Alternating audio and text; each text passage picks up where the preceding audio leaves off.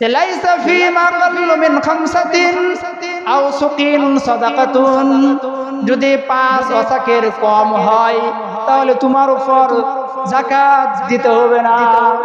এখন আমরা ওয়াসাক বুঝতে হবে, যেহেতু বলা হয়েছে হাদিসের মধ্যে 5 ওয়াসাকের কম হইলে যাকাত নাই, তাহলে আমাদের এখন ওয়াসাক বুঝতে হবে নাকি কোন? তো মুফাসসিরিনে কেরাম বলেন 1 ওয়াসাক সমান 60 সা। পয়সা 60 সা। 1 ওয়াসাক সমান কত সা? 60 সা।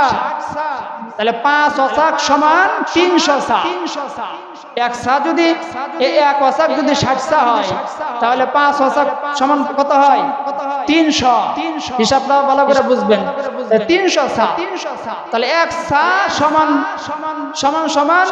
2 কেজি 500 গ্রাম। 1 সা সমান কত গ্রাম? 2 কেজি 500 গ্রাম, অর্থাৎ 2.5 কেজি। তাহলে আমরা সর্বপ্রথম বুঝলাম যে 1 ওয়াসাক সমান 60 সা। তাহলে 5 ওয়াসাক সমান কত সা? 300 সা। তাহলে 1 সা সমান 2.5 কেজি। 2 কেজি 500 গ্রাম, 2.5 কেজি।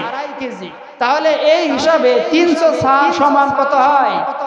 750 কেজি। 750 কেজি।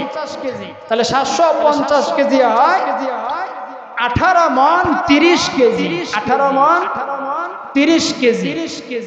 এখন এই যে 18 মণ 30 কেজি যদি আপনি ফলাদি শস্য শ্যামল আপনি অর্জন করতে পারেন, তাহলে এই ফসল থেকে আপনাকে হিসাব করে যাকাত দিতে হবে। হিসাবটাকে বুঝছেন সবাই?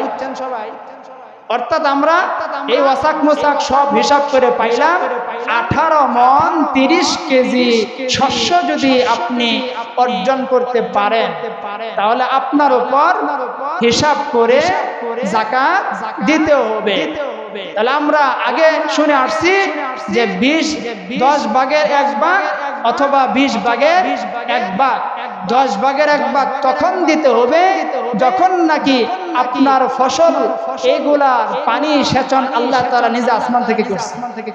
আর আপনি যদি নিজে করে থাকেন তাহলে 20 ভাগের 1 ভাগ আপনাকে কি দিতে হবে? যাকাত দিতে হবে।